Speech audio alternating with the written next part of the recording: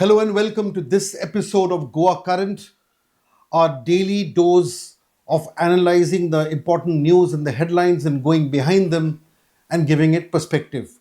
This is our way of bringing clarity from clutter. Here are the headlines. Procedural lapses by the government further delays hearings as Velsao villagers fight railways for land access. Villagers of Velsao fighting to save traditional village access paths are angry as the case against them drags on. Hearing postponed at the court of the Inspector of Survey and Land Records to June 3rd. जेन्ना पालिकाला पॉलिटिक्सान तुका हुई इकडे रोपता हुई भितर रोपता power आहा आनी भितर रोपता सो तेन्ना म्हजेर दिसती हांव लूज प्रकार हांव High Court quashes ED proceedings in the Berger case against Digambar and Churchill Alemao.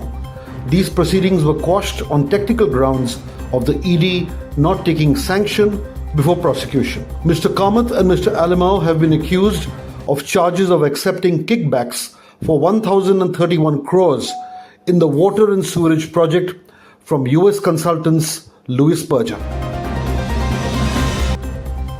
Goa's Food and Drugs Administration (FDA) launches a crackdown on watermelon sellers.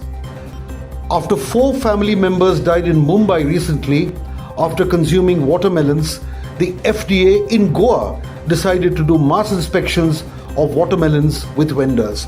Locals and vendors are surprised at this watermelon panic caused by the Goa FDA.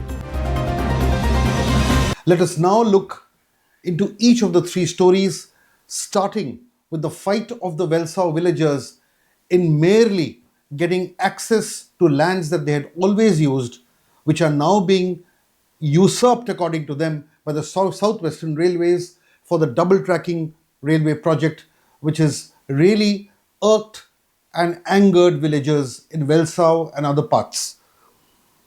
The railway double tracking issue in South Goa, it has really triggered this anger primarily because the case which is being heard and filed by the railways in the Office of the Survey of Land Records, this particular case revolves around the Southwestern Railways trying to establish complete control and ownership of lands in Velsao villages which were traditionally used as access routes by the villagers as part of the double tracking project.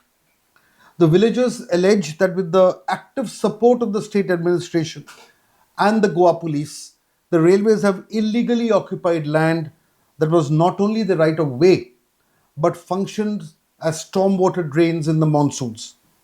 They also pointed out to the loss of plantations and the demolition of a 48-year-old distillery in that area using police force. So these affected villagers have been fighting to defend this case filed against the villagers by the railways, wanting to put survey numbers and use that same traditional land for the double tracking project. The respondents, the villagers of Velsao, have actually gotten back, gone and attended every hearing of the Survey of Land Records at the South Goa Collectorate, and they are demanding a fast-track hearing and the ultimate culmination of this case, because they feel that they are completely in the right, they feel the railways are completely in the wrong, and it is really surprising why this case is getting dragged when the case actually has been filed by the railways.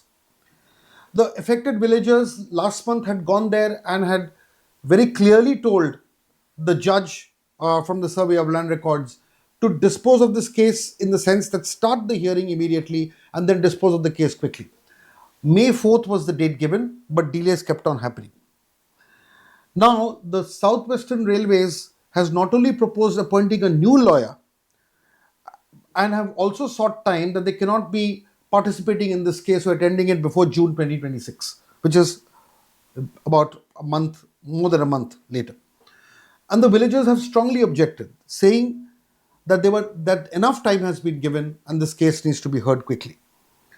The judge incidentally brought in a new fact, saying three respondents who were not earlier there in this case were not given notice. Now, this is a clear procedural lapse on the part of the Survey of Land Records and the judge. And the judge admitted this. But what has happened is the case has got further dragged, and while the work of the railways is going on, people are still suffering, their access is getting impacted, and they're suffering very, very heavily. So, the next case is on the 3rd of June. A delegation led by or including Captain Viriato Fernandez, the South Goa MP, KP MLA Alton de Costa, Orville Dorad Rodriguez fighting for the villagers. Then local representatives, some members of the Congress and others, they went and met the collector and further emphasized their absolute anguish, and even went to the extent of saying that let there not be a situation where angry villagers are forced to take the law into their own hands because of this utter frustration. This is frustration speaking. The villagers have been by and large peaceful with no intention to disturb any peace, but the frustration is increasing. He delaying tactic आमकां agree ना. 4 वर्सां जालीं अशेंच गुणायतात. तारीख दी आमकां नाल्यार हाडचें ना. ताणें आतां 3 तारखेर दिलें आनी आमी सांगलां आर्ग्युमेंट स्टार्ट जावपाक जाय. नाजाल्यार आर्ग्युमेंट केन्ना स्टार्टूच जावचें ना. सगळे येतले आनी 46 लोक येतले आनी ती आयज तो जज सांगता की there is a procedural error की ती पार्टीक खंय नोटीसूच दिवना. तो कोणाचो फॉल्ट? ताजो आमी गुन्यांव करना की तो न्यू जज बसला. पण ताजे पयलेचे कोण आसा तांकां there must be some procedure to take action against these people for failure in implementing the procedure. Second story. The court quashing ED proceedings in the Louis Berger case against Churchill Alemao and Digambar Kamat. Digambar Kamat happens to be a minister now in the BJP government. He was a minister, he was a former chief minister in the Congress government earlier. Now, this Bombay High Court has quashed these ED proceedings against both Mr. Kamat and Mr. Alemao in a prevention of money laundering case related to alleged kickbacks of 1,031 crores that they received from a company called Louis Berger for a water and sewerage project in Goa. Now, the main finding of the Enforcement Directorate when they were investigating this case was that 14 shell companies were used by Louis Berger to ferry bribes worth crores of rupees from this New Jersey-based consultancy Louis Berger to politicians and bureaucrats linked to this Goa bribery scandal. The alleged beneficiaries in the ED report included Goa Chief Minister Digambar Kamat, then Chief Minister, and Churchill Alemao, the then PWD Minister. ED officials also had sent detailed questions to a letter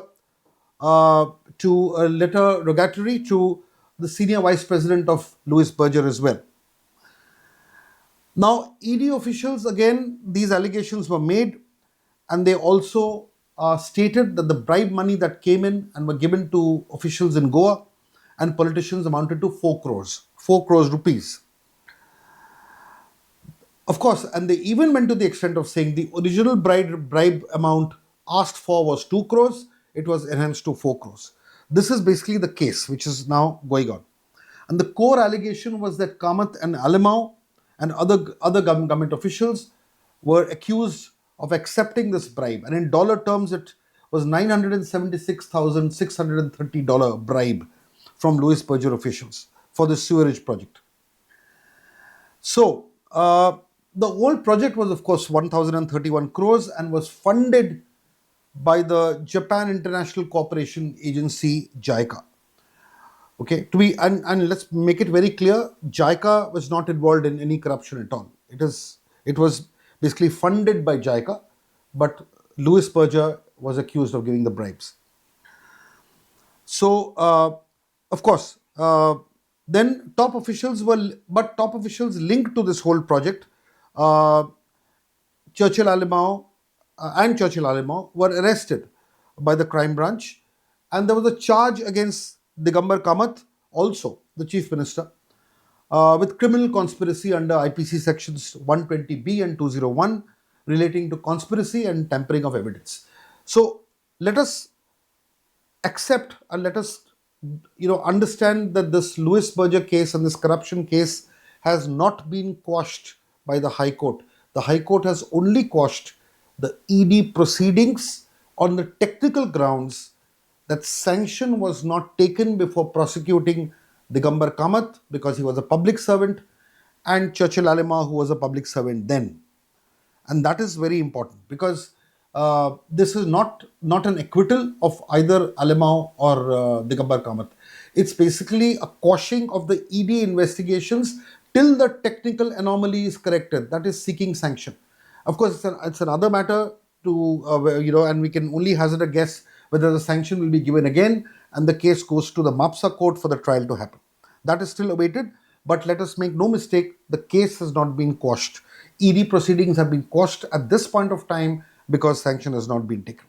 Now let's look at the third story, which is a very important story for people all over Goa, or for the common man. It's a common man story because the Goa Food and Drug Administration suddenly announced a crackdown on watermelon sellers. And obviously, watermelon is a fruit that is being sold like anything as temperatures are rising.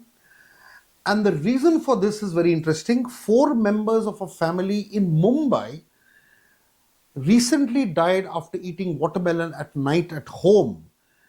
And there were doubts that the watermelon itself was adulterated. The FDA in Mumbai has now concluded that the watermelon was not adulterated, so other reasons and suspected poisoning is being looked at. But the irony here is that the FDA in Goa suddenly sprung into action and started literally inspecting and raiding watermelon vendors on the streets and checking them for adulteration because of the Bombay case. Okay. Now this is suddenly surprising because why did the FDA wake up and started raiding even before any conclusion came on adulteration in watermelon in Mumbai? Where exactly is the connection? But that brings on to the larger issue.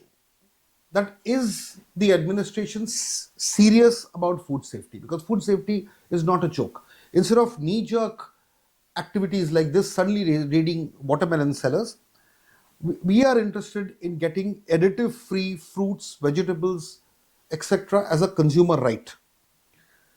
And that right cannot be protected by these knee-jerk, panic-driven raids. What Goa needs is a systematic, transparent food safety regime.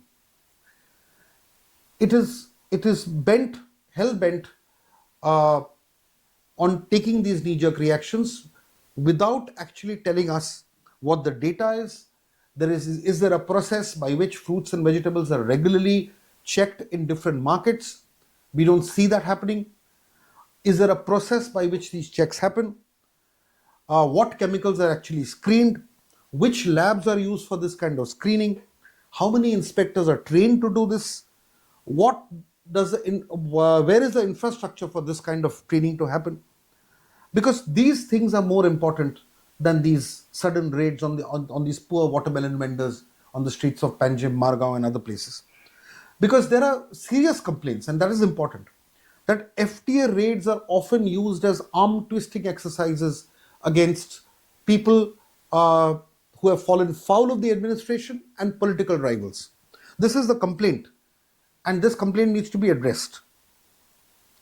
And if there is a process by which food safety is happening, then one needs a very transparent disclosure or a transparent briefing of how exactly this happens, and that will go a long way in assuring the people of Goa that the food that they consume is completely safe.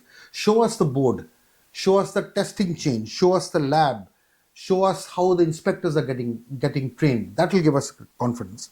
Because these kind of crackdowns only frighten vendors. But it must educate them, it must protect consumers and build trust. Because Goa does not need watermelon panic or watermelon raids. Goa needs food safety governance.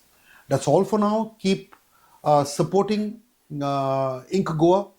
Please subscribe to us, our YouTube channel, Inc. Goa, or follow us on our Twitter handle, Inc. Goa 0832. Follow us on Instagram, search for Inc. Goa and you'll get us. Follow us on Facebook on the Inc. Goa handle. Do support us, do be with us to get clutter-free, research-driven, ground-level work done, reports and analysis to understand Goa better. Thank you so much.